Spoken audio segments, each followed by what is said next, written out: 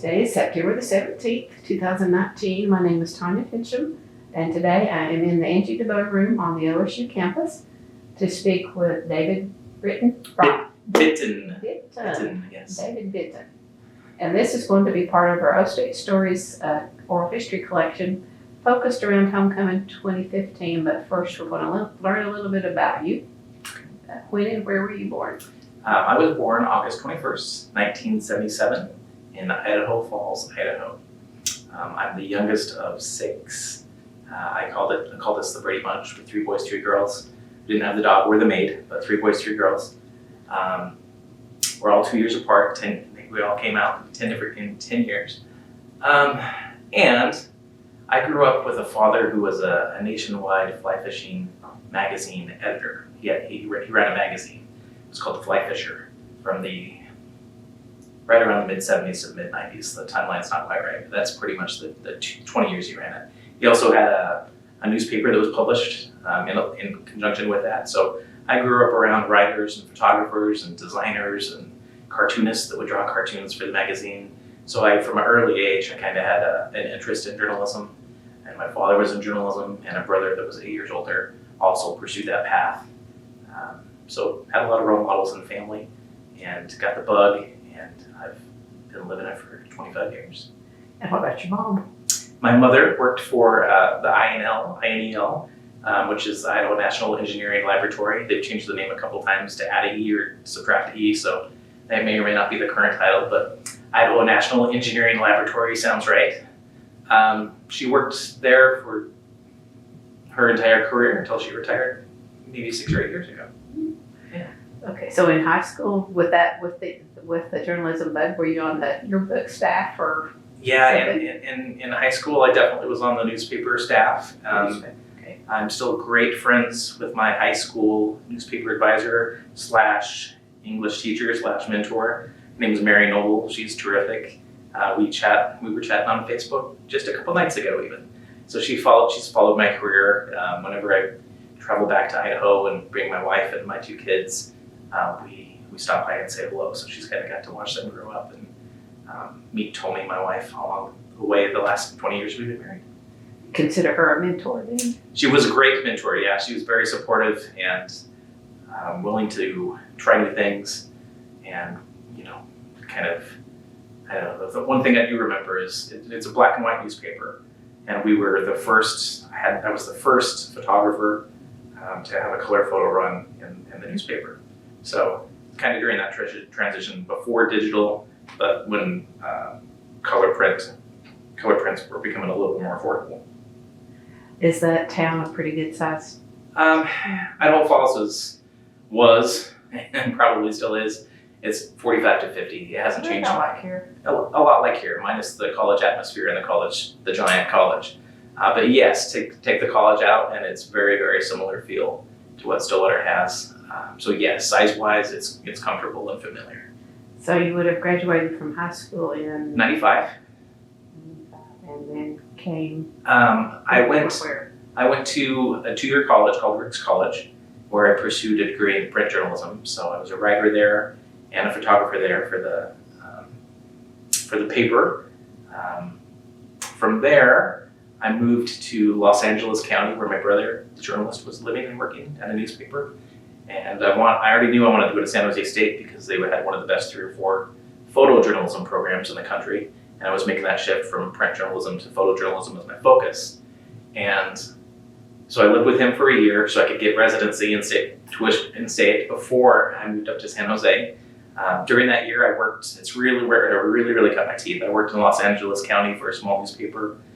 I was working alongside people at the Los Angeles Times and people that had been there, 20, 30 years. They'd been at the paper longer than I've been alive. I remember that. I'm like, wow, that's amazing. But that's really where I cut my teeth. And then from there, right before I moved to San Jose State, I got married to my wife, Tommy, and we moved to San Jose together, and we both finished our bachelor's degrees at San Jose State University. And that might have been what year when you finished? Well, I took my sweet time. I graduated in 95, That's okay. right? And I didn't officially get my degree until December 2003, so 8.5 years. But I did when I was at San Jose State, I take semesters off occasionally to do 6-month internships at the Colorado Springs Gazette. Missed an entire semester for that. I did several internships all over the country, several different places, 4 different internships before I graduated, all in photojournalism. Well, that helped, eventually came all together and helped to get you where you are today. It sure did. It absolutely was a great foundation, and it helped push me in the right direction and open a lot of doors and provide a lot of opportunity. So were you developing your photographs as well, or were they digital by that? In college, it was a little bit of both. The first couple of years, I was still doing mostly black and white, like for the daily newspaper there. It's called the Spartan Daily, and it was 6 days a week. No, it was 5 days a week. It was Monday through Friday. And 8 to 12 pages pretty much every day. We ran everything in black and white. So we'd go downstairs and we'd develop the film ourselves, and then we'd come upstairs and we'd scan it into a computer system, and then from there tone it and all of those things. So we didn't have to print anymore like we did when I was in high school or in junior college, but there we were still developing black and white film. So definitely learning the foundations of what how the field really started. So The history, yeah, great foundation. Did you get to choose what you photographed? For the newspapers? Yeah. Sometimes, yeah. I mean, in college, a little bit. Well, you can pitch your own story. So yes, I tried to say, hey, this is a cool project or a cool story, thinking several things. What people should know what's going on, what people should be aware of, and then what just would make a really cool photo. And you kind of pitch things for that as well. And then of course, whatever the big news stories were, you were just assigned to go cover those. Did any stand out as really? I was in college for 9/11. I was still there at San Jose State, and my advisor, who was a great photographer at the San Jose Mercury News, his name is Jim Gensheimer. Jim called me up. I was asleep. He woke me up. This is California at the time, so we're even early. The buildings had already fallen by the time he called and woke me up. So I didn't see any of that happen. I just responded after the fact. Ran into the newsroom, started, at that point I was the photo editor, so I was not in a shooting role, I was more in an advisor role. And so I was just deploying resources. I was telling photographers where to go, I was telling reporters where to go. We went to the Multicultural Center on campus. We deployed people to the San Francisco, Oakland, and San Jose airports. We went to City Hall. We went all over the place. And campus got closed within a couple hours, I remember that.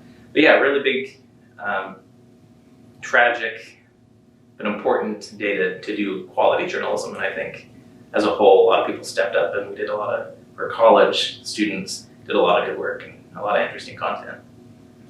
Well, you skipped class that day, I guess.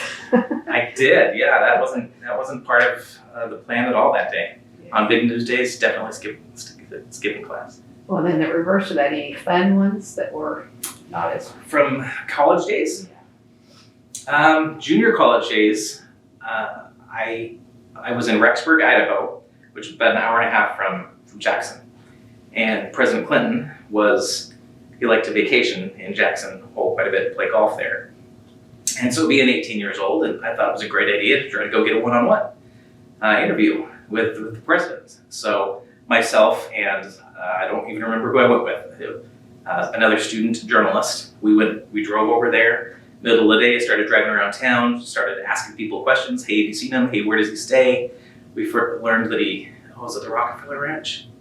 I don't remember, so I won't say, but he stayed at a ranch just north of Denver.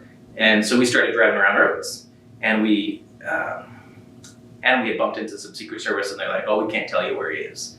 So we know he's there. We know he was going to play golf the following day. So we started driving around, and we were just in the middle of nowhere, nice neighborhoods, and then all of a sudden we got surrounded by cars. I'm like, I think we're close. So it was Secret Service wondering why we're driving down this road toward the right house. We didn't make it there. They were kind, they were nice, they were gracious. They understood we were journalists, student journalists, and they gave us public relation contacts for the White House. So we called the White House and tried to encourage them to talk with the local college journalists, because by dang it, we have I don't even remember, a few thousand kids at that school who can vote, and he should talk to us. So it was a fun exercise that we did early on. Didn't succeed though. Didn't succeed, but had a great day. Oh, yes. Yeah. Showed some ingenuity on finding him. Yeah, and we're not afraid to talk to people. I'm not afraid to talk to people and ask questions and be pushy when need be and be understanding when need be as well. So. Had you learned those skills from your father? I think the comfort of talking to people and the comfort of being a journalist where you have to ask questions that are sometimes difficult to ask, that's not a skill you're born with. I think that's just a skill you develop over time. But at 18, I was pretty brave to run up to Secret Service and ask them questions, I think. But I would just have a passion for talking to people and telling stories and figuring out what makes people tick and figuring out the answer to why in a lot of stories and a lot of questions. So, yeah, that kind of. I mean, the worst thing could happen was no, we don't want to talk to you. Yeah, and you get lots of no's in your career. You get no's all the time, constantly. More so, yes, a lot in journalism. Growing up in journalism and I've worked in several newspapers in several states, 7 or 8 newspapers in 5 different states, usually on the left coast or near the west. And during that entire experience and entire time, yes, I absolutely heard a lot of no's. But that's part of the job, and you just chalk it up to, all right, they don't want to talk to you, or they already have a preconceived idea about what media is or what they do, which is fine. And I just talk to people how I would want to be approached if I were them. Try to put myself in their shoes, say, all right, how would I want to be approached if I was them in this circumstance, in this situation with these issues or problems that are going on. So, which is more challenging, the interviewing part or the photographing part? More challenging? Yeah. Neither. I love both. Yeah. Neither more challenging. No. I mean, it's hard to have to go up to people like after there's a house fire and you know the man of the house is gone and passed, and you want to go up and try to help. As a newspaper journalist, I think on day one you kind of feel like a vulture because you're there to document the news and say this is what happened. But I think what newspapers do well, and what I always try to do throughout my career, is the follow-up stories. It's the day 2, it's the week later, whenever they do feel comfortable talking to you, and say, all right, how can we help your family? What are you needing? Every community I've worked in has been very, very supportive of people when they lose an entire house and all of their belongings. They're like, all right, how old are the kids? What are their shoe sizes? What's their shirt sizes? How about dad? And we've always had great response to our articles. Back then, they didn't have a direct link to people, so they'd always contact the journalist, and then we'd say, all right, this is what they need, this is what they have, this is what they don't have, and we can help connect people to resources and to things. So I think it's really important to do those follow-up stories, and it makes you feel a little bit more impactful if you're actually helping rather than just taking from individuals during difficult circumstances. Kind of like a social worker, in a sense. Resource person, I guess, is a better word. Yeah. Well, those skills you just learn along the way too, I guess. Yeah, how to approach people, and everybody's different, and yeah. Handling the tears and as well as the anger. How to approach somebody who's living under a bridge, and how to approach somebody who's the CEO of a multi-billion-dollar company. Different conversations, different approach. But yeah, you get to see it all as a journalist, and that's the great thing. It's a privilege and an honor to be able to document people's lives and to tell their stories. And if you were to go back and change anything, it sounds like you still love what you're doing, so you wouldn't change. If I change anything, the only thing that I don't have any regrets. I've loved everywhere I've been, and it's been a building block that's got me to where I am. One thing I really, really wanted to do when I was 17, 18 years old was join the Army and work for Combat Camera as a photographer. I had an individual who was a recruiter who lived a few blocks away, so I knew a recruiter for the Army, so I already had that bond, and I'm like, great, this is what I want to do. I'll even go 20 years, I want to grow a career, it'd be great, I can travel the world, document some amazing things, and they couldn't guarantee Combat Camera at that time. They wouldn't guarantee MOS's jobs. So that's the only thing that I would have liked to do that I didn't. So my workaround for that is I've covered military a lot throughout my career. I've done a lot of military coverage. I've traveled overseas and documented war zones as an embedded journalist. I've covered Air Force bases and Army bases in several different states on the West and traveled with them for training up exercises and real world exercises or real world adventures frequently. So No National Geographic. no National Geographic. I've got friends in my wheelhouse and that I went to San Jose State with that are doing that. It's really fun to see us all 20 years later and kind of see who's doing what and why and how everybody's career has developed. But yeah, I've had a lot of friends who've covered war like I have. I have some people who've got right out of business. I have others who are still doing it. And there's 2 individuals that are working for National Geographic that I went to school with still. So we're all doing something that we care about and that we love. So. Long way around to this question then. Okay. I guess creativity-wise, a photographer is creative, I think, in the angle that they pick and the lighting and all that stuff. Do you have a special approach you use to get just the right shot?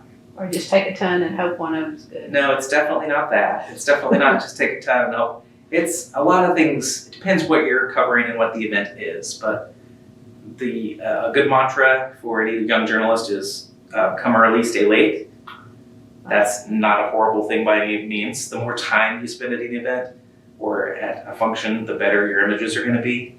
The challenge that newspaper journalists face is it's a daily beast. You got to feed the daily beast every day because the paper comes out every day. So you're running from 1 or 2 or 3 assignments a day.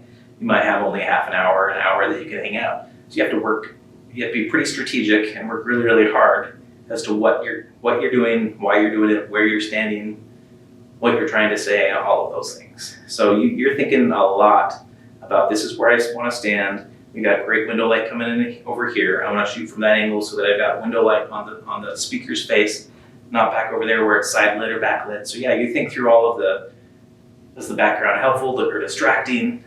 If it's distracting, eliminate it, move around it, use a shallow depth of field and blow it out. So you have to think about all the different strategies of what's gonna make the reader glance at this and then look at it because, anytime you pick up a magazine or a newspaper, you read the headline first. You read, you look at the main photo first, you read the headline second, but it might be, all right, looked at it, now I'm moving on. So my job is to make it impactful enough and interesting enough that you want to spend a few more seconds on it than just the second or second and a half you may have spent on it. To linger a little longer. Yeah. So some of those things you think about before you get there? If I've been to the venue before, yeah, I think about, okay, what time of day is it? Where's the light going to be? Do they put overhang on above the speaker so they're half in sun, half in shade? So yeah, you're thinking about light, you're thinking about color, you're thinking about backgrounds. Split second decisions. Right, and then everything, it's all about the moment. If you don't nail the moment, then the picture's not going to be strong, it's not going to be impactful, it's not going to tell the story. The other fun challenge with like a still camera versus the written word, because I've been writing for several years now as well. The challenge with a still camera is you can't tell it in 2 sentences or 3 sentences or 4 paragraphs. You have to tell it in 1 frame a lot of times. So you're trying to stack elements and create layers, and in addition to finding the moments and using the light well, you're looking to build as much information into the frame as you can to tell a story. So it can get pretty involved if you're trying to do it at a high level. You can't just count on luck. You can't just shoot a whole bunch and hope for the best. That's called spray and pray. You can't spray and pray. No. Or like sports photographers and do the rapid. Well, there's a reason why we do that and why you do that. It's because when they're in action too. Yeah, well, or when somebody's jumping over a person or diving into the end zone, rattling off 8 frames in 1 second. They're all substantially different. It's nice to have the fast motor drives for sports, so you can have that defining moment or that peak action or that storytelling image. Have you done some sports photography too? A lot of sports photography as well. Which do you like better? I always called sports kind of like it's like the dessert. It's a lot of fun. It's not the meal. It's not the substance. But it's important to a lot of people, and I enjoy it. But it's not where the meat is. I think news stories and telling stories that impact people's lives are much more interesting. But yeah, I've done a lot of sports photography. When I lived in Colorado Springs, we used to cover the Denver Broncos, and so we travel with them in the fall. So great opportunity to see new cities and to try new restaurants, but also just to really, really hone in and work really hard to take the best pictures you possibly can. Because when you go out there, at that time, Rocky Mountain News had 2 photographers on the road. Denver Post had 2 photographers on the road. The Gazette, we're the 3 big in the state. You'd have 1, so it would be me or a colleague, depending on the road game. And so you're competing because you want the best stuff in the state because everybody's going to look at all 3. And then home games, everybody would have at least 4. You'd have at least 4 photographers covering every home game. So it was a fun time, but it was a long time ago. Yeah, some challenges. Yeah. Competition, competitive. Every football season ended in Indianapolis with a loss to Peyton Manning. So I was thrilled when we got Peyton Manning in Denver. I wasn't there to cover him, but I was thrilled that the Denver Broncos didn't have to lose to Indy anymore. I actually got to see his last college game. Oh, you did? At the University of Tennessee. Nice. Yeah, I'm alum. Yes. Okay. Yeah. It's a highlight. Yes. Peyton's great. So it's not an 8 to 5 job. Then you go when the news breaks. That was the hard part for family life. But my wife and I met in journalism school, so she kind of knew how it worked. She chose a different path eventually, but yes, that's where we met. She understood my passion and my interest, and she believes in the importance of content and newspapers and what their role is in holding people accountable and being the historians of your city, being the source that people will go back to 50 and 100 years from now to know, hey, what was going on in September 2019 in Stillwater? One of the sources will be the local newspaper, the Stillwater News Press. So she understood that importance. So it wasn't a difficult sell, but it does make it difficult sometimes when you're like, remember this dinner we're going to go to? I can't go right now. So yeah, things occasionally got rescheduled. And spot news, yeah, you never knew when you were going to get called off for spot news, breaking news. Well, I mean, newspapers themselves have changed a lot in the last, 10, 15 years maybe? All of it, 10, 15, 20, yeah. Yeah, I mean, it seems to be getting less and less. Yeah, I mean, I was part of the black and white transition to color, and then the color, and then black and white and color being scanned in rather than printed, and then the transition to digital in the late 90s, early 2000s. It was really early 2000s when Nikon first came out with their D1 that everybody kind of went, because it's $5,000 instead of $25,000 for the digital box. Mm-hmm. So everybody jumped in 2001 really heavy. And that's where we're at now. So we don't have any new technology in the last 18 years. The cameras are getting a lot better, a lot sharper, a lot higher megapixel, faster, lighter. More iPhone photos.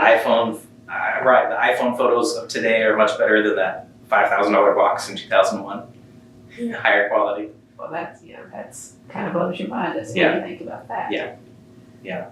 And then the actual paper part of papers are less popular these days too. Yeah, it's sad to see the transition that newspapers have been going through, but I still hang my hat on, well, what's important in a newspaper, and it's the newsroom, it's the journalists, it's the people who have the foundation of this is right, this is wrong, this is, they understand journalism ethics, they understand that stories need to be balanced and fair and neutral. You don't want to have an opinion in a news story. You need to show both sides of the story. So that's something that I pride myself in, but I think that's something that all newsrooms have. And even as newspapers go away, the need for journalists will never go away. So it's just going to be slightly different than it's been before, but delivered in a different way. Right, and if you need county officials and elected officials held accountable, there will still be journalists doing it. They just won't work for a newspaper anymore. So, do you have a comment about fake news? About fake news? Yeah. It's silly to hear people get on social media and and call traditional news outlets fake news when they're not. Mhm. Yeah, it's unfortunate. So when you write, do you have more than one source? Absolutely, yes. If it's a controversial issue, you have at least one on each side of the issue, and perhaps an independent source who has nothing to do with it, that's just an expert in a certain field that doesn't have a voice on either side. But for most stories, yeah, I'll have 3 to 5 sources, even if it's not a story that needs to be sourced that well. And nowadays you keep all that on a computer. Right. Do you? Yeah. I mean, you're starting probably handwritten. Yeah, everything still starts with a. Well, I normally, as a journalist, I'd wear a lanyard, and then I'd have a press pass on it, and I'd always have 2 pens attached to it. I always have a notebook, a long, skinny reporter notebook in my back pocket, and that's how I lived. I do everything that way. I did not use audio recorders. I don't use audio recorders unless I need to. I'll use them at major functions where there's multiple media outlets just to make sure that the quotes are exactly word for word. But usually I don't record it that way. I just slow the interview down. I say, all right, push pause for a second and keep writing. Shorthand? No shorthand. Just my scribble that a lot of people think might look like shorthand, but no, just the scribble. So the tools of the trade would be a pen, paper, and your camera.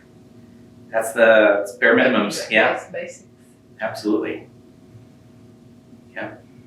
Well, on your walls at home, do you have a lot of photographs you've taken? I don't like my own work on walls. I like pretty pictures, but I don't think my job is to take pretty pictures. I think my job is to take storytelling pictures that influence and communicate.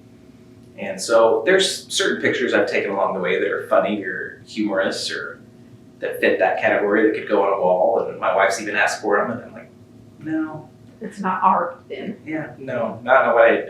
There's definitely a distinction in the role, my view of a journalist and art, and I don't consider journalism art at all. So let's back up and just let you briefly take us through your career, your various jobs, places working up to this. All of them, huh?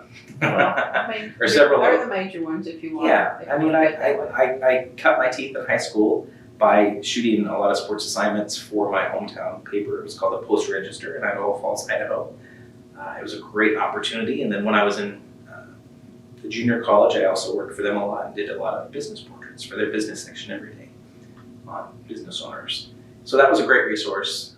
My very first picture, though, that ran in the local paper was, I don't know, I was 16, 15? No, I was working, so I was 16. I was working at Domino's Pizza, and the main street down in through town was 17th Street, it's the main artery, and a car hit the power pole, and about 6 poles fell down, trapping some cars on the main road, and the people in the cars on the road.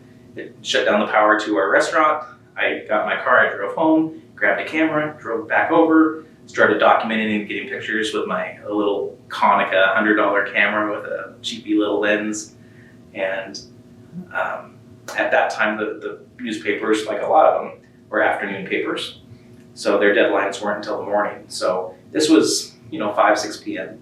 And I let the paper know, hey, I don't know if you heard about this or if you need any photos, but I've got them. And so they reached out to me the next morning and came over and grabbed the film and developed it themselves and printed it themselves and ran it. So that was kind of cool to see my first photo in a newspaper with a byline credit. That's what they did. You get credit. Yeah. And So cash. it was a.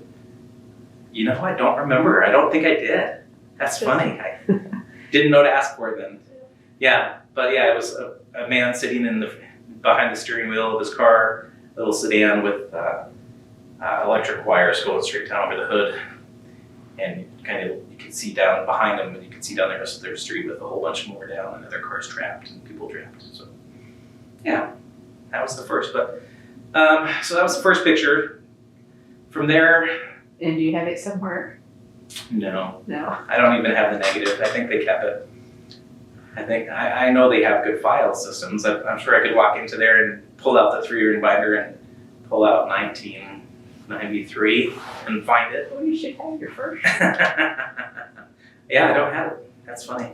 Okay, go ahead. Sorry. From there, I went, after I graduated, I went to junior college, worked for the paper there. What was kind of unique and cool there is the newspaper, which was called The Scroll. It was weekly, but it was between 80 and 100 pages every single week. It was a monster. It was thick. It wasn't a broadsheet, it was a smaller tabloid size.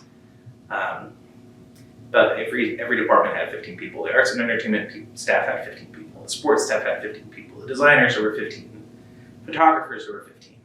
News writers. So they could produce enough content to fill 80 to 100 page paper every week. So that was, I tell students in the journalism school and journalism school things about that now, and it just blows their mind because most college papers print 10 pages or 8 pages if they're lucky. Mm-hmm. So it was just a different time. So that was kind of fun. We got to produce a lot of content, tell a lot of stories for that college paper. From there, that's when I moved to Los Angeles and cut my teeth at a paper called The Signal in the Santa Clarita Valley, just north of Los Angeles. Spent a year there, then went up to San Jose, California, where I studied at San Jose State on and off for the next several years while I did internships. My first internship, I went back to my hometown. I was Idaho Falls. That was the summer of 01. Spent the summer there. Summer of 02, I went to the Modesto Bee in Modesto, California. Winter, well, all of 2003 from January through August, I was on internship. So 5 months, I was at the Gazette in Colorado Springs. And then I left there to go to Seattle to the Post Intelligence, or what's called the Seattle PI, and worked there for the summer. Great place to spend the summer, Seattle. Had a great time. So that's the only one. No, I was going to say that's the only one Tommy went with me on, but she went with me when I went to Colorado also. So the first 2 I went alone, was married and just gone for 3 months. The second 2 she came with me. And then instead of coming back and finishing school like I planned to, I got a great opportunity, a great job offer, and moved right back to Colorado Springs where I spent the next 5 years. Somewhere along the way you didn't work for your dad? The only thing I did for my dad is because he was a fly fish, he ran a fly fishing magazine. In the summertime when the weather was great and the river that everyone wanted to come and fish was the South Fork of the Snake River. And so he would take people, it was an hour drive from our house to get in. And it was in a trip boat, a Mackenzie boat, and he would be one man in the oars, and then he'd have people, friends, fly fishing from his boat. My job for my father was to clean out the coolers at night and spray down the boat. That's what I did. Not journalism. Well, shucks. I know, right? So from Colorado Springs, where did you go? 5 years in Colorado Springs. Great time, great experiences. From there, the next newspaper took a 6-month hiatus, moved to Portland, Oregon, and then I decided I couldn't live without newspapers, so I applied for another one, and we landed just north of Sacramento in Yuba City, California, and that's where we were for 7 years, and then we left there. My wife and I left there after she got her degree from Chico State. She decided to go back to school later in life, got her master's degree from Chico State. And then it was time to follow her wherever opportunity allowed.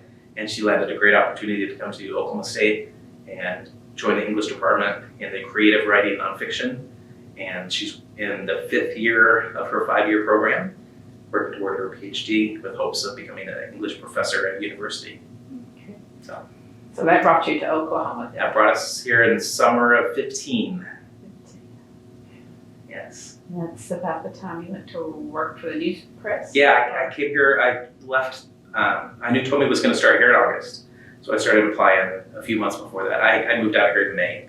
I guess that's when the job opening, it's just when timing worked out. So I moved out here several months before the family. Okay. That brings us up to October of 2015. Yes, a few months later. Yeah, so you want to take us through that how did your day start on Sure. 24th? So October 24th, right, 2015, Mm-hmm. Saturday. I was thrilled and excited to be, covering my first OSU homecoming. I was blown away by the house decks at the Creek neighborhoods the night before. The night before I was out interviewing and talking to people and photographing all the house decks. There was 100,000 people walking around the neighborhoods. It was crazy. So it was pretty impressive. And I knew that OSU did it up big, did it up bright with their parade each year and their homecoming festivities. So I was excited to take my family to the parade the morning of, and then that afternoon I was going to go cover the football game against Kansas as a photographer. I was going to shoot the game for the news press. But like I do most days, just because it's become a habit, I throw my press pass in a pocket, I throw my pins in my pocket, and I throw a notepad in my back pocket as well. I just usually don't leave the house without something that will identify me as media and a way to like write down quotes. I did not bring a camera. I had a phone in my pocket, and that's how I documented everything that happened. That day it was all on a Samsung S5 old phone. But my wife, I traveled with my kids. We live on the north end of town. We're a Richmond family. We traveled down, parked near Food Pyramid, right where the parade route ends at Main Street and Hall of Fame. And we walked right past the parked police motorcycle. It was just north of the crowd on the north edge of Main Street. Saw them, I'm like, well, the crowd goes halfway across. We could sit there if we wanted to. No, let's go find another place. Because I know you want to run out and get candy, and this is where the parade ends. So let's move down a little bit. Went about 100, 150 feet further down in front of what used to be Hastings. So we were just south of the intersection, about 100 feet, 150 feet. I sat there with the kids. My wife joined us a little bit later, and then we watched the parade. It was great. There was maybe 8 or 10 floats left. It was almost done. Well, probably fewer than that. Anyway, Payne County Sheriff's Office was in front of us in all of their cars. And all of a sudden, they sped up and pulled off to the west side of the street, right by everyone's feet. I'm like, that's dangerous. What the heck are they doing? So I kind of perked up, and then I could hear commotion. And I glanced over, and I could see people running. And I'm like, oh, what's going on? So I didn't really hear it. I just heard the commotion afterwards and saw the police respond by pulling up and swerving off to the left. So I told my wife, hey, I need to go check this out. Please take care of the kids. My son was 5, my daughter was 7. They luckily didn't see anything. She was able to take him through the park and work her way around back to the car and get him home. I was there for the next 90 minutes. This was just about 10:30, 10:31 is when Adacia Chambers, who was 25 at the time, she was in her car and she sped through. She was on Main Street. She sped southbound through McElroy. She ran that red light. She went around some barricades. She went up on the curb. A lot of people that I spoke with later on, I learned that they were the people that were walking because the parade was almost done. A lot of people were already leaving, trying to like slow her down and say, hey, you shouldn't be driving here. There's a parade going on. She made contact with a police motorcycle. I know exactly where it was parked. It was parked right. She made contact with a police motorcycle that was on the north end of the intersection and sent it flying through 2 crowds of the intersection. There was a group of people that were lining up east to west with their backs to the car, and that went through them. It went through Leo, who lost his left leg. He lost his left leg because of the motorcycle. He never got hit by a car. Went through that crowd, and then it went through the crowd directly on the north-south side of the west side of the road. So the motorcycle took out a whole bunch of people that way, and then the car, which video evidence shows she never pushed on her brake. And she was traveling over 40 miles an hour when she made impact with the first row of people that had their back to her. She hit them, carried some of them through the intersection, and then she came to a stop near the southwest corner of the intersection where she hit another group of people. And when that car stopped, a lot of the bodies that were on her car flew into the crowd and injured a lot of people. I did some interviews the next few days from people from OSU who, my father was here visiting from China, and he wasn't anywhere near the corner. He got hurt by flying bodies. So just awful, awful, awful stuff. So when I heard the commotion, I got up, started walking toward that direction. I saw parents with kids over their shoulders running through the parking lot, just trying to get away from something. I was on scene within 45, 60 seconds. I pulled out my phone. I'm like, all right. The first thing I saw was just mass carnage. And it's unfortunate because I've seen a lot and I've covered a lot. I've done a lot. I've seen a lot of tragedy. I've seen people die in front of me in car wrecks because they can't get them out because they're stuck and they're using jaws of life and trying to get them out. And it's sad and it's hard to see. But you usually have time to prepare because you hear the police call on the scanner, and then you go to the scene. Thing like this, it's a happy day, it's a great day, it's a celebratory event, and then all of a sudden, 60 seconds later, I'm surrounded by just bodies all over the intersection.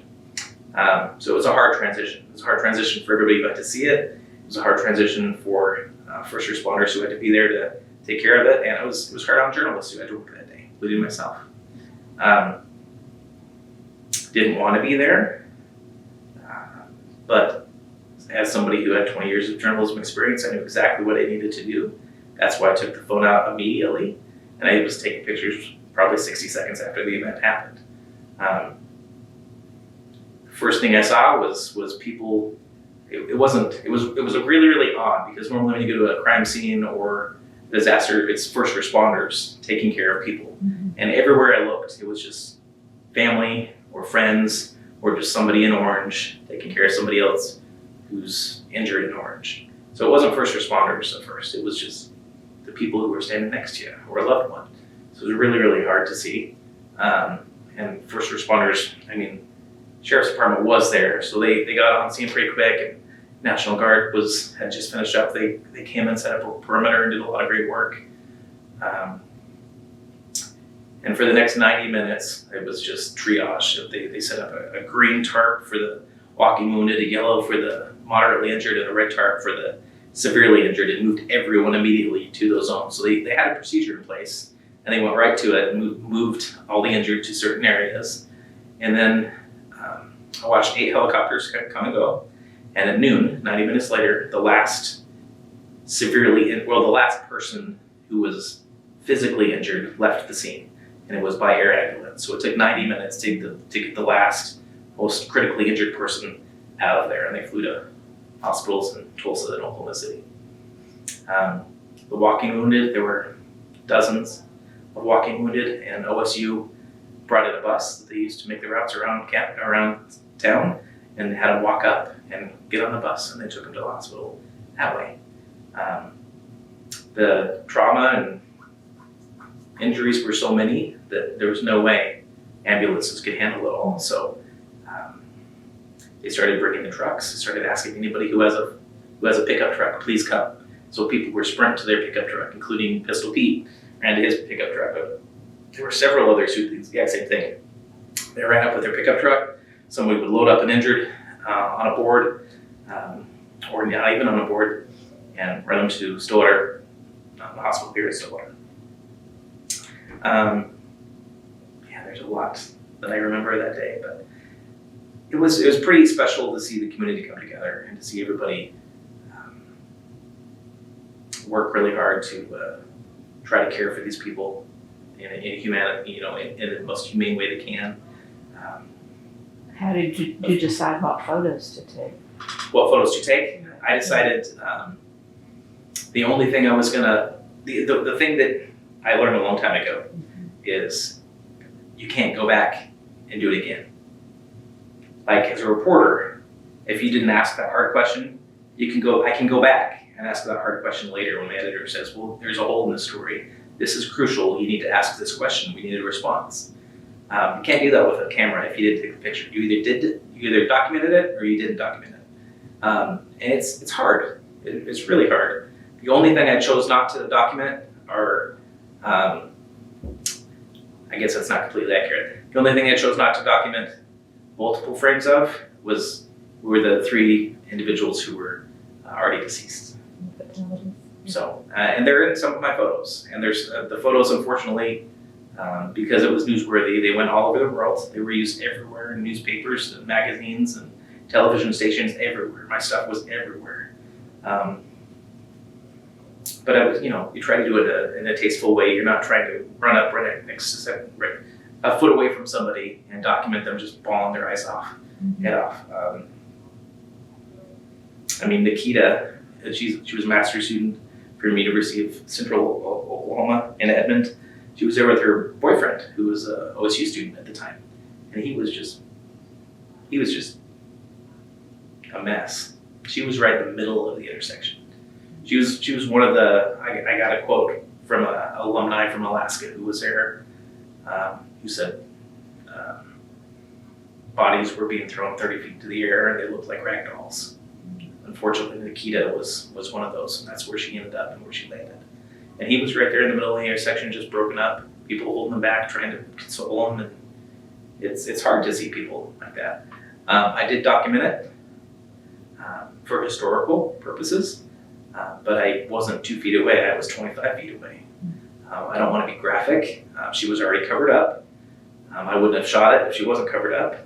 But yeah, I think it's still important to document hard things, and it's really important to have a history of good and bad that happens in society.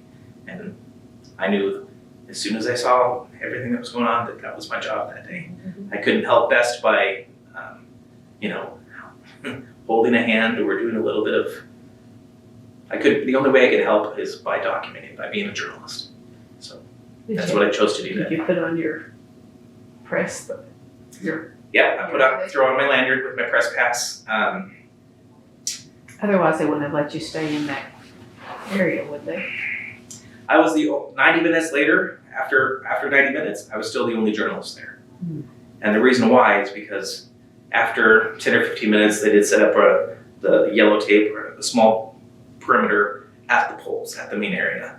And then maybe, I don't even know, 20, 30, 40, 60 minutes later, they moved it back triple the length. I mean, very, very, very far back. The only people who asked me to step back were Oklahoma Army National Guard, and I declined. So I was asked to move back multiple times by someone who wasn't law enforcement, and I declined multiple times. And it's okay that you do that? Absolutely.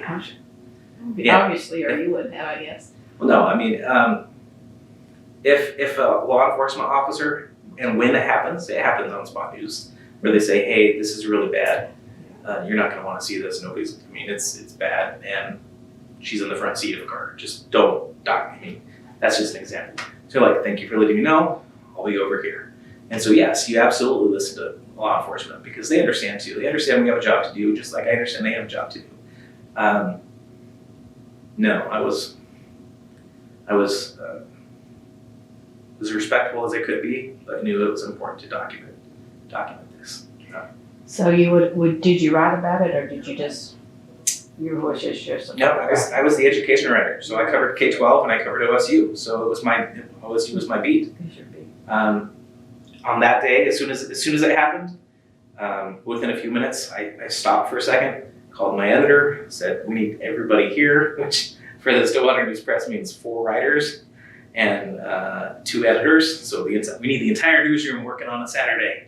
We need all 6 of us here. The publisher also came in.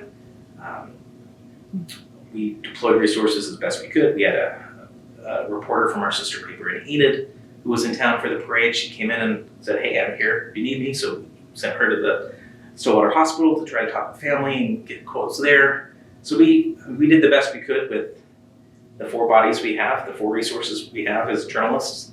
And we owned the story day one. It was definitely ours, day one. If you wanted to know in detail anything that was going on, we owned it for the first 12 or 18 hours. After that, national media is here. Everybody's talking to everybody, so you can get content anywhere. But it was a Stillwater News Press story for those first 12 or 18 hours. And all the pictures that you took, the newspaper selected what to put out there? I did. You yeah. There were a couple that I talked with our editor and publisher saying this one would be sensitive for this reason, and here's why. This would be the negative information we get back if we use this. So you're always going to have that. You're going to want people who, nobody has the same appetite for awful, right? Mm-hmm. So some people are just going to hate it regardless of what you show. How dare you show any photo from the tragedy? So we hear negative at all times, but you kind of have to have a pulse of what community you work in and what's allowed and what's not allowed. And yes, you don't get 2 feet away from somebody laying in the street and get a close up of a detail shot. If you're 25 feet away and you show the red and the yellow and the green triage areas and just people working and busy and shock and horror on faces and a mangled motorcycle and debris and a shoe and kind of a person over there, then it still tells a story, but it's not invasive and not identifying one individual.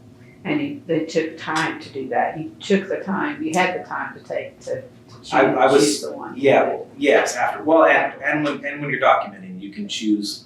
Let's take 4 steps back and take a step to the left, and this is why.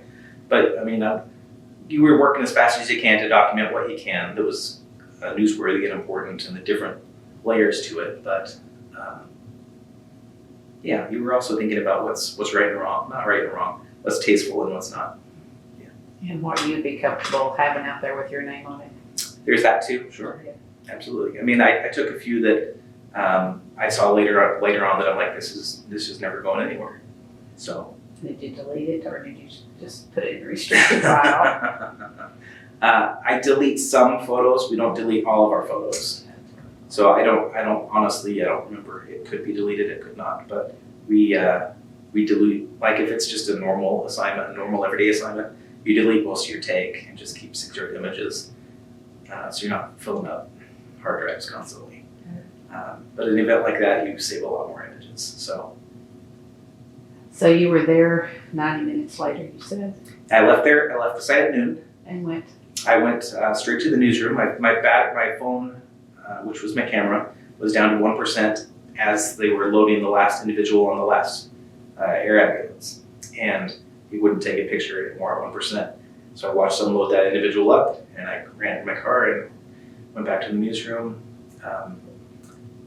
After the first 30 minutes of the incident, I had actually stopped taking pictures, and I started walking around talking with people and getting quotes. I'm like, all of these people are witnesses. I need names, I need phone numbers, I need quotes. I'm like, I'm sorry to have to be doing this. It sucks. I don't want to do this job today, but this is going to be important to a lot of people. Do you mind talking to me? And that was kind of my approach with everybody. I didn't get any no's that day. A lot of days you get no's. I didn't get no's that day. So I ran back to the newsroom. We already knew everybody wanted the pictures. Everybody had been asking for it. So you got those up on the Associated Press wire as quickly as possible so people could have easy access to them all over the world. Wrote up the story, wrote up a quote. And it was all hands on deck. So a lot of us some of our team didn't even go to the site. They were just back in the newsroom, monitoring social media, updating social media.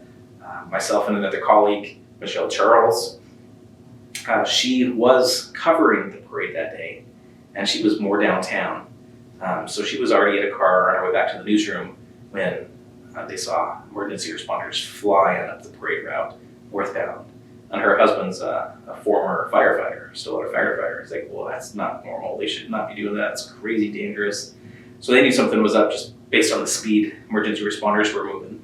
So they followed it, went north. So Michelle Charles was on the scene for most of that 90 minutes, documenting from a different angle, different place than I was, talking with people, taking pictures as well. She and I got back to the newsroom and wrote up the story that got updated multiple times throughout the night as more information came in.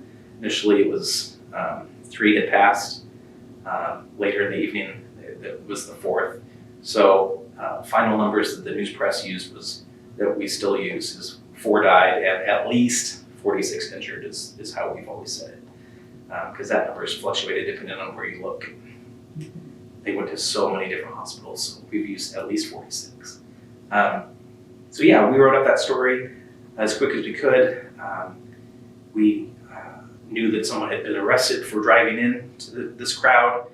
We figured out quickly, the name was released quickly that same day, that it was Adacia Chambers, a Stillwater resident. She was wearing her fast food restaurant shirt still, so it was identified on her shirt where she worked. So I went to her place of business, maybe, 3 o'clock, 3 hours later, and tried to talk with management to confirm that, hey, is she an employee? And he wouldn't talk with me. He's like, you need to talk with corporate, which confirmed for me that she was an employee here. I had someone who worked nearby that restaurant call me up and say, hey, I saw her 30 minutes before this happened. She was emotional. She was outside the business. And so he was quoted in the article as someone who worked nearby and remember seeing her because her face was suddenly everywhere on news reports. So I quoted him.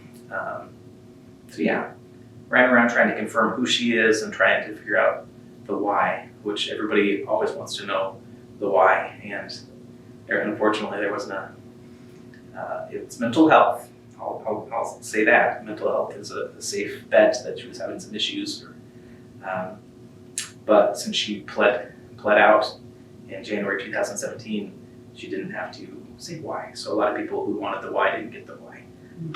4 life sentences and then 10 years on 39 other counts, but she's still eligible for parole when she's 72 if she's on good behavior.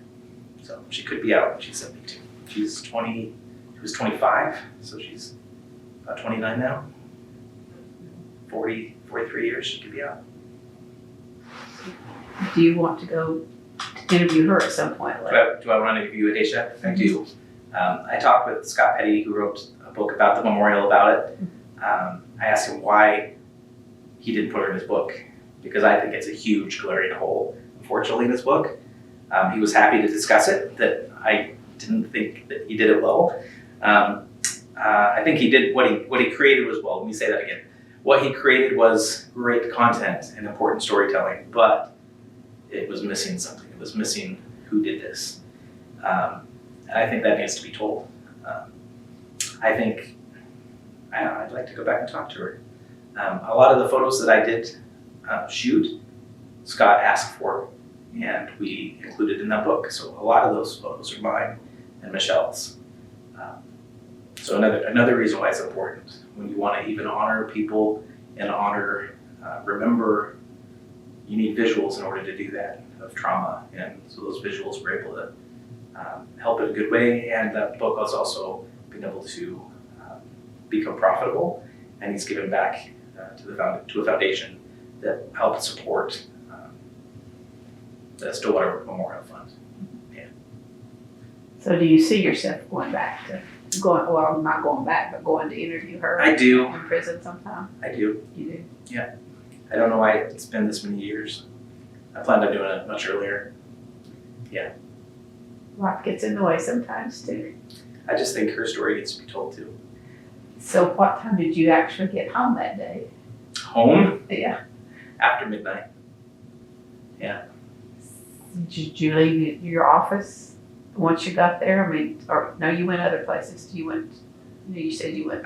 We kept running around. You went around. You never stopped. I never stopped reporting and trying to find out more and more information. So the entire evening was like, all right, what else can we learn about Adacia? Who knows her? Who might? Was she a student? I mean, we tried to learn everything we could about her. Does she have a boyfriend? Where's she from? So we started to build that. Like an investigative reporter. Absolutely, yeah. So and you know that everybody else is trying to build the same thing. So we were the only one who had Freddy's, at least midday, first day. I don't know anybody else who caught that. Well, I bet they did, but they hadn't been there and asked any questions yet. So all of that information went huge too about, hey, who is she? Was she there? Was she distraught? All of those questions. So. And then did you follow the trial? I didn't follow the trial. No, we had our Cops and Courts reporter who followed the trial. Okay. I followed the families. I followed the people impacted. I followed the 46 physically injured and then their family members emotionally. injured. So I did stories 6 months later on a young man who was injured, and a year later on Annette Turner, who used to work for Stillwater Public Schools, and documented her struggles. And so I tell the human story. I tried to talk to as many people from Stillwater as I could, and to show the impact that this choice had on their lives. As time went further along, were they more reluctant or more willing to talk and share things? A little bit of both. I guess more willing. There were certain families who just, it's horrible and very traumatic. So there were some families who didn't want to talk to me initially, but August of 2017, Annette Turner called me and she said, "Hey, we're having our first ever survivors picnic, and it's going to be at White Barn Estates, and we want you there." Okay. And so that tells you a lot. That all right, they value you. You've been honest. You've been accurate. I was the only member of the media invited, and then they invited me again in 2018 for the second annual. So I've spent a lot of time with them, quietly off to the side, happy to talk with anybody who wants, not pressing anything. I think that helped a lot to build trust. And then they've seen a lot of my reporting. I did a lot of reporting on people injured the first several weeks after, a lot of major follow-ups at the 6-month anniversary and the 1-year anniversary. And that built a lot of trust, because they saw it and they appreciated the writing. Did HIPAA come into play at any point where you couldn't get to them at the hospital, find out names and such? That's typically true, but in a situation like this where it's a mass casualty, when there's so many victims and so many people injured, hospitals are a little bit different. They're a lot more. Stillwater Hospital was very forthcoming. Before that night was done, they had a list of, here's who's in our hospital, and here's who's critical, here's who's stable, and things like that. Other hospitals we had to call and get the lists from, but they were more than happy to do it, and we did that every single day for the next several weeks until everybody was gone. Within a few days, most of those 46 were already out of the hospital within a day or two. Okay. Most of them were out of the hospital. There's only a dozen or less that lasted more than a week in the hospital, and some lasted almost a year in the hospital. So your work lasted up to a year following that bits and pieces. It never really ended. It's not ended yet? No, I'll talk with anybody who wants to talk with me, but it was an important day in our history and Stillwater history. Well, in your current role now, in 2018, you switched positions a little bit, so we'll talk a little bit about that since I forgot to say it at the beginning. That's okay. Yeah. So in November 2018, I decided to step away from journalism full time. I still write part time, covering K-12, since it's no conflict of interest. I can't cover higher ed, but I can cover K-12. So I still go to Stillwater Public School school board meetings and still write about the second graders with doing cool things. So I enjoy that, so I still keep doing that. But yes, November 2018, I was lucky enough to get an opportunity to join OSU and the Department of Brand Management, and I work as a writer. It was a very, very seamless transition. There were a couple of bumps along the way. There's differences between print journalism and public relations, of course. But the skill set to talk with people and interview people and write stories, and that's the same. And my role, that's really 85-90% of my job, is to interview people, write stories, produce content, edit copy, send out press releases, write for state magazines, and I also raise my hand and write for all the college magazines. Each of the colleges have their own annual magazine that I write for as well, or try to write for. Well, what about photography for that particular? I don't use that skill set currently in this job. Shoot, huh? Yeah. Life's a roller coaster, right? So I'll get back to it at some point. But you're still, sometime with the newspaper, you could use it. I do use it with the News Press. Most things that I cover will have a visual, so yes, I'll still shoot occasionally for them. OSU, online on Instagram. Humans of OSU is just like Humans of New York. It's a portrait and then a first person quote from an individual. It's them telling their story. I'm doing that. I've done that a little bit in the past, and I'll be doing that quite a bit more going forward. So I'll use a little bit of photography for some portraits, but yeah, that skill set I'm just not using right now. So if the survivors asked you to come for their reunion this year, will you go? Absolutely would. Go with a different hat on for that, I guess. Oh, with the OSU hat? Yeah. Yeah. Well, I couldn't go for the newspaper. You're correct, right? I'd have to go for a different reason. But, yeah. And if you wanted to write about it, the news press would probably accept it or not. They would accept it, but I wouldn't write about it just because it. Well, it depends what the story is. Depends who the individual is. If you're writing about Marvin and Bonnie Stone, who were great, who both worked at OSU and were both 65, they're two of the four that passed. Mm-hmm. If I was to write about them or the lovely benches that they have dedicated in their honor now on campus, that would have to be for OSU. I couldn't write that for the Stillwater News Press. But if I were to write about Nash Lucas, the little 2-year-old boy that passed, his mother was a student at OSU at the time. I could probably get away with that because she's no longer a student at OSU. I'm not really talking about OSU. I'm talking about her and her love of her boy and things like that. And then same thing with Nikita, the international student from India. I could write about her for the news press. So it's a little bit tricky. If you can't write about all four, probably not going to write about it for the news press. So yeah, currently I don't think a proper story about all four and honoring all four I can't do now. But luckily, when they dedicated the memorial, I was able to write about it and talk with family members or loved ones of each of those four ahead of the event. That would have been October 28th. Right. It was 3 years after the event was when the memorial was finally dedicated. Yes. 2018 of October. Then you didn't start OSU until November, December. Yeah, it was one of the last assignments for the news press. Yeah. Yeah, the memorial dedication was pretty special. I mean, it drew 150. It drew hundreds of people to the venue that was about 150 feet west of the intersection. It's on Hall of Fame, just about 150 feet west is where they put a beautiful 6-foot tall steel ribbon, OSU orange and Stillwater blue for the Stillwater Pioneers, mounted on top of a base that's 42 inches tall and has the 4 plaques for the 4 individuals who have passed. It's a nice little tribute, and how they did it up very nice with the field, with the grass and the fencing and the benches where you can sit. Pretty special.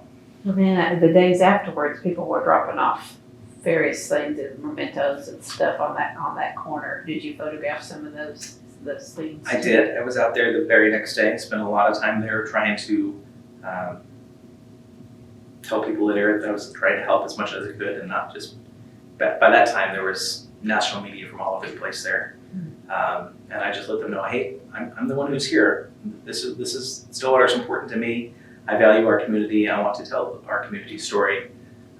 And again, I didn't have no's that day either. Everybody who I approached talked to me.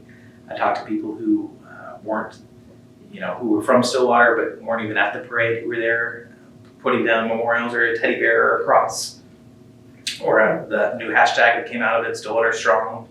A lot of that was all over that corner. I talked to an individual who works at OSU who was impacted. He was on that corner, the corner where the car stopped. He was standing in the gutter. No, he was kneeling. He was kneeling in the gutter, holding his daughter, who's, I forget the months, between 1 and 2 years old. And he heard something, looked up, and that's right before the car hit him. He leaned back, it hit his legs, didn't break his legs, it stopped right when they hit him. That just happened to be where it stopped. He woke up seconds later, so he went unconscious. His wife over top of him, crying. She grabbed the baby. And that's when he started looking around, and that's when he realized his father, who was visiting from out of the country, was injured by the bodies that were flying. So yeah, I found him on Monday. So this was Saturday. I went and walked around with him on campus on Monday and talked to him and interviewed him and thanked him for his time and for sharing his story. So yeah, it was pretty important to document the memorial on the corner and to try to tell as many human stories as we can, because stories aren't about things, they're about people. So you need to find the people impacted. I try to do that. But you did a very good job. And we know the picture won an award. Did? One of them. I don't know. There was one that was the clear standout. It was kind of a wide angle shot, shot horizontally, that showed two little shoes of you could tell it was a little girl, and you could just see her shoes and her feet. So you're looking straight at the frame. You can see two little shoes in the bottom middle of the frame, and then you can just see a huddled mass around her, and you can see some scattered debris. On the right, you see somebody running in. On the left, you see Oklahoma Army National Guard reacting to it. And then directly above the little girl, it's the backs of heads of everyone. So you can't see her, you can't see if there's blood, can't see how damaged or how injured she may be, and she survived.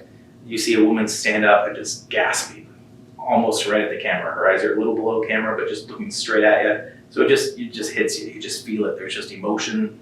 It's powerful. There's so many layers to it that it tells a story without being graphic at all. It ran 6 columns, the entire width of the News Press. It ran 6 columns, the entire width of the Tulsa World. And I have no idea where else it was big all over the world. But it was the image that told the story of how awful this day was for that moment. People in Stillwater. And the award I had it down. Sigma Delta Chi. Excellence in SPJ, so, yeah. Society of Professional Journalists have an award every year, Sigma Delta Chi, and they base it off of circulation size. So 100,000 circulation or smaller in the news category, and they give out 1 award every year. So, yeah. And then you've won 3 out of 4 years? I've won 2 more times in 2 different categories, all photography categories. My wife loves it because her birthday's in late June, and Oh, you get to go to DC. I get free trips to DC with my spouse. So that's a perk. So yes, my wife loves DC, and it's a birthday trip. So yeah, she's been able to go. It's been very, very nice of our corporate office. It's not local money, it's corporate office, values it and thinks it's important, and asks us to enter this contest. And sometimes corporate-wide they win 1, sometimes they win 0. And so yeah, it's pretty special if you can get the opportunity to recognize the company. Will you still get to submit things, or I guess that's still Yeah, if I'm freelancing for the News Press, if I cover K-12? cover K-12, yeah, you never know. Yeah, I mean the last one that it doesn't fit story-wise, but the last photo that won was a sports photo, and it was Oklahoma State University has a women's rugby club team. Mm-hmm. And Michelle Charles, my colleague in News Press, has a daughter on the team. So I just bought the shirt, wearing the shirt, wanted to go there and watch the game. And the first minute and a half of the game, there's this girl who just forearms the other one right across the face and just knocks her clear in her butt. And I'm like, that's amazing.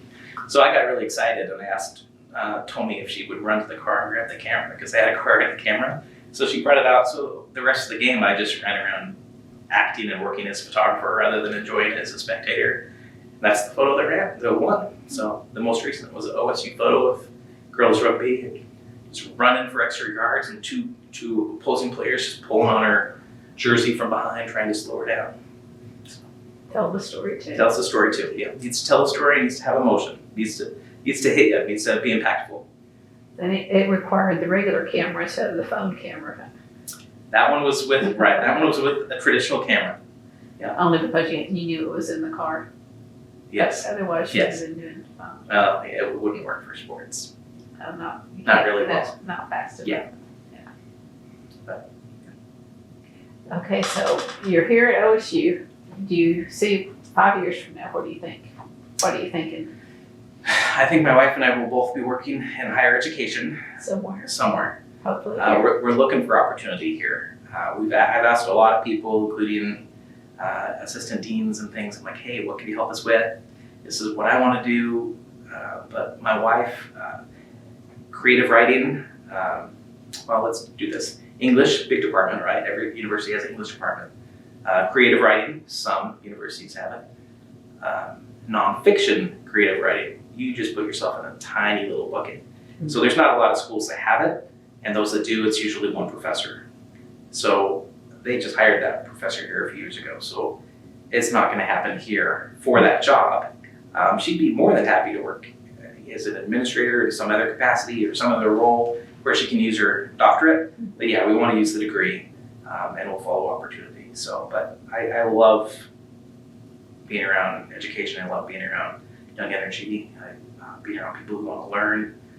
So yeah, I think I'll end up getting the master's degree at some point. That's been the plan for the last 25 years, is to get the master's at some point and give back by teaching. So I hope to do that as well. I don't know if that will be part-time while I work in communications full-time. I've got a lot of colleagues some colleagues who do that. They work full-time and then teach on the side because they love it as well. So maybe something like that. But yeah, hopefully my wife will be happy and teaching creative writing and other courses at perhaps a state school somewhere. Do you like Oklahoma well enough to stay? We do. That's a trick question, I guess. But No, my daughter especially. I got my 11-year-old daughter, Morgan, absolutely loves it here. And she doesn't want to go anywhere. Better than California or Colorado? She's lived in both. Yeah. And in Washington, she's gotten around for a little girl. But yeah, she likes it here. She really does. So I love how friendly the community is. I love how friendly the people are. The pace of life is enjoyable. And I can afford a house here. It's pretty tough in California. So yeah, there's a lot of great perks just financially for being here as well. But it's a safe community. I feel like I can, let the kids outside and not have to worry about them too much. People know who you are now. A lot of people do anyway. That's the great thing about, I think, one of the great things about journalism and newspapers is you get to meet a lot of people from a lot of walks of life, and you get to be part of your community by sharing their stories. And so yeah, I know a lot of people in the community, and now that I've been at OSU full time, I'm learning and meeting a lot more people at OSU, and it's been great. Was it difficult initially when you came to town, when you moved into town? No. I've worked in so many different markets and so many different cities. I was very excited because we had been at the last place about 7 years. So I was looking forward to the next adventure. I'm always up for the next adventure. So it doesn't have to be moving. I'm up for the next trip. I'm up for the next long weekend where we go explore new areas. So yeah, I was excited for the opportunity to meet new people and tell new stories. Did you come to Stillwater before you said yes you'd come? I mean, did you visit here before you made the decision to move here? And we didn't know one person in the state when we moved here.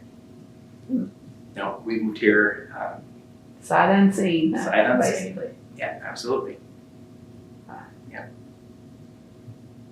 Anything surprise you? About Stillwater? I didn't think we were in the South. I thought we were in the Midwest. I've learned we're in the South, depending on who you talk to. But Depending on who you talk to. Depending on who you talk to. Yeah, so I think we're in the South now, Oklahoma. I love and was surprised that my kids learned yes ma'am, yes sir. I think it's great manners, and they use that at home, and it's wonderful. And when we go back to California, our friends kind of like, wow, your kids are really polite, they have manners. And I don't even notice it anymore, so it's pretty special. So yeah, there's been a lot of great perks. Those were surprising. That's what comes to the top of my head. Anything disappointing? No. As a journalist, I've said this to a lot of young journalists. I'm like, it doesn't matter where you're at. It doesn't matter if you're at the New York Times in a giant city reporting and doing stories there, or if you're at Stillwater, Oklahoma. Stories are about people, and people are everywhere. Just go find them, go talk to them, go see what makes people tick. Go write something that's influential or important, or that your readers need to know about, or that your community knows to know about, or your university wants to highlight and shine a bright light on. Go find those people and tell those stories. You can tell good stories everywhere. People are fascinating everywhere. So I always encourage people that the grass isn't always greener. You don't have to work your way up to the giant markets, because it's not going to be any different. It's not going to be significantly different than any market you've ever been in or any community you've ever been in. So that philosophy is it served me well, because it's also helped me really, really enjoy and embrace every community for their unique differences everywhere I've lived. I've loved every place I've lived. Well, do you have a favorite photographer or journalist that you follow their work? I've got a lot of people that I follow. Most of them are people that I've learned from. So a lot of my former, well, two of my former teachers in photojournalism school were at the San Jose Mercury News. They're no longer there now, but I followed their career up until their retirements. But the nice thing about social media now is everybody's on it, and you can get inspired pretty easily. So yes, I follow a lot of friends, a lot of journalists that I do know, writers and photographers, and you can get inspired from a great feature story, just like you can get inspired from a great news photo. So yeah, I find inspiration on Instagram and Facebook all the time, Twitter. Any like older one that you would want to emulate? I don't want to emulate. Serve as a role model. No. Everybody, most of my role models, I guess, well, I can answer it by saying I always tried to emulate the people I was learning from. So the two individuals I was learning from at San Jose State, when I was young, it wasn't my father, it was my brother who was 8 years older, who was more influential in answering the questions. It was Randy Hayes, photographer at my hometown paper, who was lit in this junior and senior in high school, have the opportunity to succeed and fail and learn. So yeah, it was whoever was mentoring me at the time, that's who I looked up to. In a career you've chosen wisely and continue to enjoy? I absolutely love it, yeah. The importance of what newspapers do and what newspapers should be doing, I value. Okay, we've covered a lot. Is there anything that I've not to ask? I don't know. That you need to include? Is there anything else that we want to ask, want to add? I think the hardest part. Glance at my notes, I don't see anything else. I think the hardest part for me would be the sad parts of the stories. I talk with certain individuals who I love photography, but I could never be a journalist, and that's why. I could never tell the hard story. I could never go up to somebody when they're crying. And yeah, it's difficult. It's not the fun day. You don't want to have to go up and knock on a door and say, I know your 14-year-old son died. When you're ready, here's my card, here's my cell phone number. I think the community and other 14-year-olds in this community and other people in the middle school and junior high and high school are going through a lot of the same things that your son struggled with. When you're ready, and if you're ready, I'd love to talk with you because I think it could help some other parents have conversations with their kids or start a conversation, or a kid could read this and decide to call that 800 number.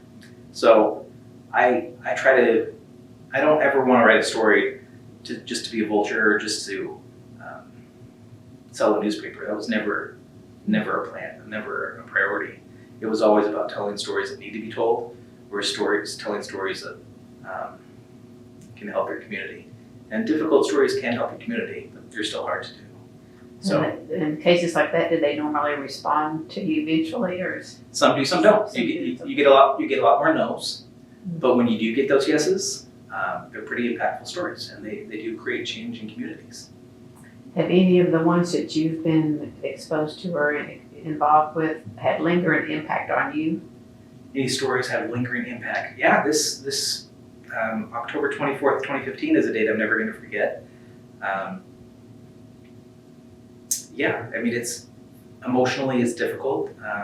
You have to find people to talk to. You have to have outlets to express what you're feeling and how you're feeling. So yeah, this one stuck with me.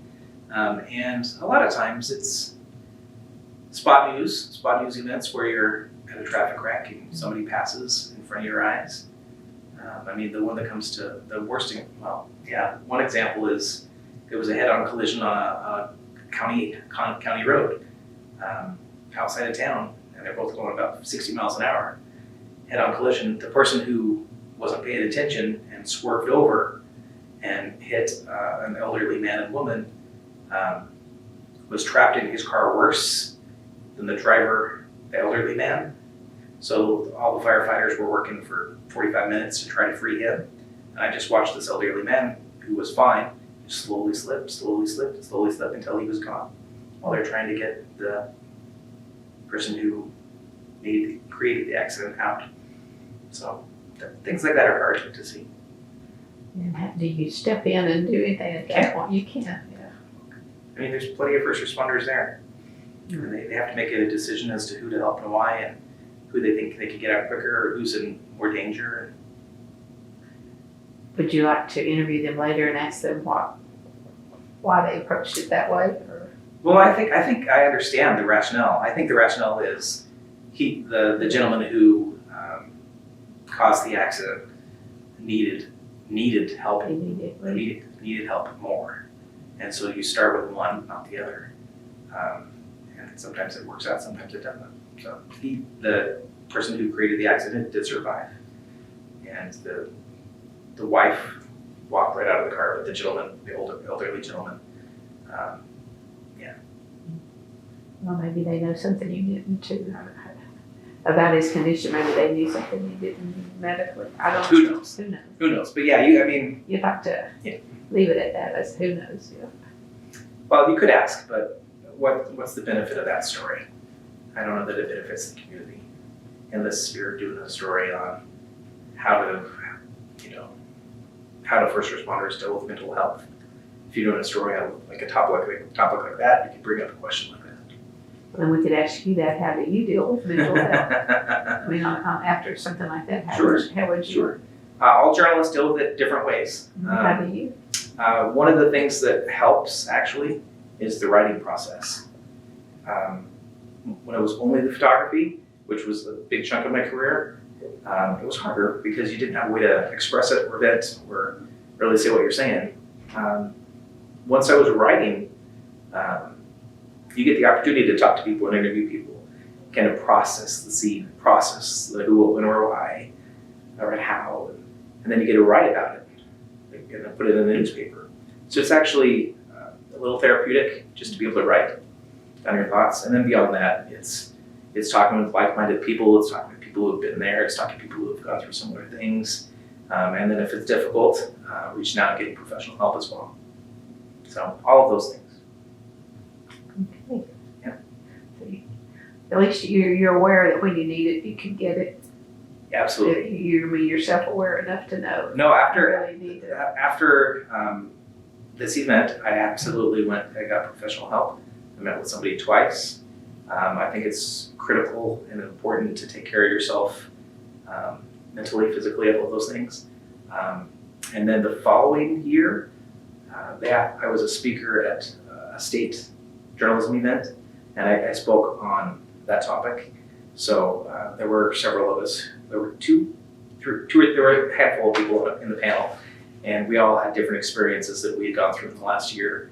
And we just spoke to how you dealt with trauma and what you did, and it was very, very well received because trauma in all career paths gets pushed to the side, or it's a taboo subject that you're not supposed to talk about. So it was valued and well attended, and during the Q&A, multiple people said thank you for bringing this topic. I wish people were talking about this 20 years ago when I was younger and a rookie in the newsroom when I was going through things. But, so yes, I think it's important to try to be self-aware and to try to get help with whatever you're going through, and to not let pride get in the way, or whatever you want to say. Well, I'm hoping that a lot of people on that day had some kind of help. I know a lot. Somewhere. I know a lot of people did. I did ask those types of questions when I'm in with the gentleman who's helping me. I'm like, so are you working with a few more people now? It's like, oh yeah, everybody all over town. Mm-hmm. And I think it was important for all the first responders and for a lot of the families who were at that intersection on Hall of Fame and Main Street to seek help. And that, in addition to the cowboy fans in general, the cowboy community, the Stillwater community is very helping and pull us together and supportive. Absolutely. But you still need sometimes to take that extra step. Absolutely. Okay, then my last question is, how do you want people to remember David? That's an interesting question. Ask it one more time. When history is written about you, what would you want it to say? That I was a hard worker, that I was a good man, and that I tried to enjoy life. Okay. I think you're there, huh? I tried it. seeing trauma in your life Yes. gives you a lot of perspective as to what's important and why, and what's not important, and who you want to surround yourself with. So yeah, I try to surround myself with people that I want my children to be around, that I want myself and my spouse to be around. We've got a great group of friends here in Stillwater, so Well, then I hope you get to stay. I do too. Well, thank you for sharing today. It's been great. Thank you for the opportunity.